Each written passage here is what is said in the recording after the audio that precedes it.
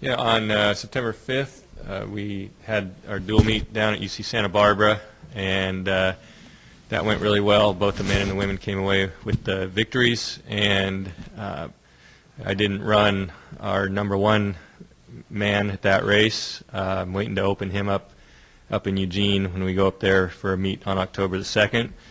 And also, we had some good results, like Brian said, over the weekend at the UC Irvine Invitational. Our women backed up their win over the Gauchos by winning the whole invitational down there against several schools.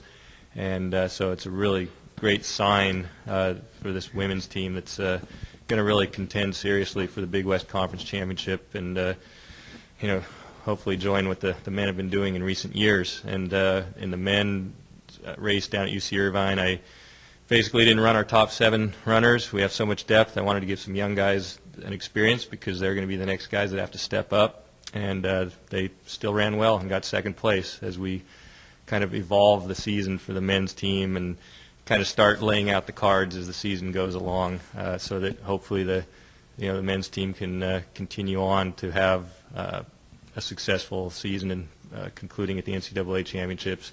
And again, with the women, we're really excited with the addition of some new recruits who are stepping right in there and showing that they're great competitors who can get it done. So we're coming on. Hey, Coach, would you say that so far both teams have exceeded your expectations going into the season as far as what you've seen now and the depth and the... Not really. I think on the women's side, Kaylee Tyerman from Medford, Oregon, certainly had a great senior track season up there and won the Oregon State track and field meet and has a great range on the track from the 800 meters all the way up to the 5,000 meters.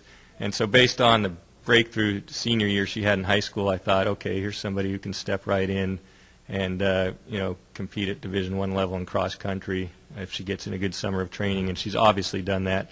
And she's a great competitor. She really is determined in a race. If you'd watched the race at Irvine, the way it went out, the young lady who's our conference 10,000 meter champion from Cal State Northridge took it out, and Kaylee was determined to try to stick with her. But I told the team, if somebody goes out, just stay back, stay within yourselves, let the race develop as it comes along. And then Kaylee backed off and ran with the chase pack of about 6 people.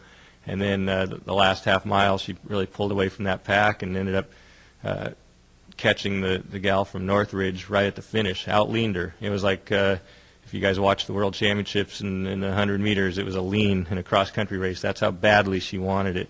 And, that's something you don't really teach an athlete, and she has that in her. And as a true freshman, it's exciting to see. Noelle Garcia is another true freshman who's running in our top 5, and she's from Fallbrook. And then we were fortunate enough to get a young lady, Vanessa Hancock, transfer in here from Northern Arizona. And she's come in, and she's running in our top 3 right now. And then that goes along with to complement our veterans of Bridie McCary and Kimberly Donatelli and Brianna Morris and Rebecca Paddock. So the depth on the women's side is exciting to watch, the way they're working together as a team, great chemistry, and they want to go out and win a conference championship, and they want to go to the regional meet and be a top 10, top 8 team and really see what they can do. And so is that exceeding my original expectations? Not really. On paper they look good, but again, with freshmen you never know how they're going to respond when the gun goes off, but the ones we have are really responding. And the guys, it's a deep team. We got 6 seniors, 6 guys who've run in the NCAA championships, a whole team who has, some of these guys already have 3 conference championship rings. They'll be going for their 4th.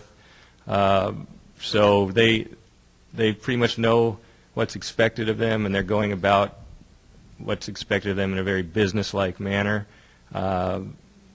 When you got 6 seniors and you got people who've experienced what they've gotten to experience by racing at the highest level, you wouldn't necessarily call it a self-sufficient group, but there's not a whole lot that I can say other than just regulate their training, make sure everything's going smoothly, Holding out our number one runner until later in the season is going to be something that I'm 100% confident is going to pay off.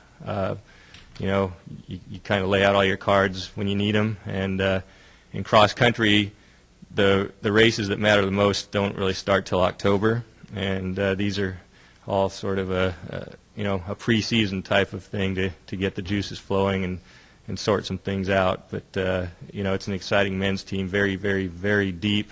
I couldn't even tell you who the top 7 will be yet because it's that close. The inter-team competition this year could be the deepest it's ever been, probably between about 12 or 13 guys.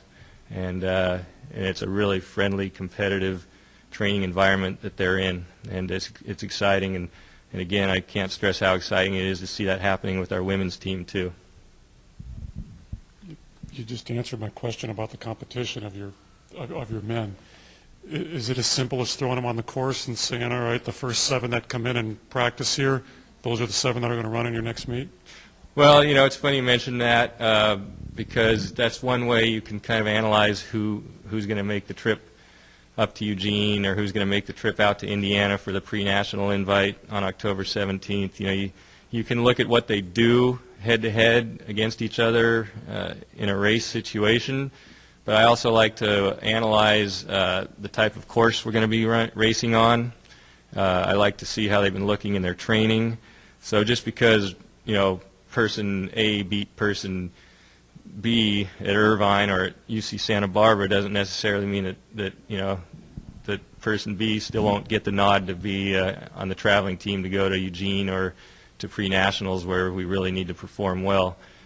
So different factors go into it, and the type of course, the type of stride mechanics that the athlete has, their ability to come through in big races, those types of things are all things that weigh into the equation, of who's going to travel to the bigger races. But certainly head-to-head competition is a no argument way of settling who gets to travel. So.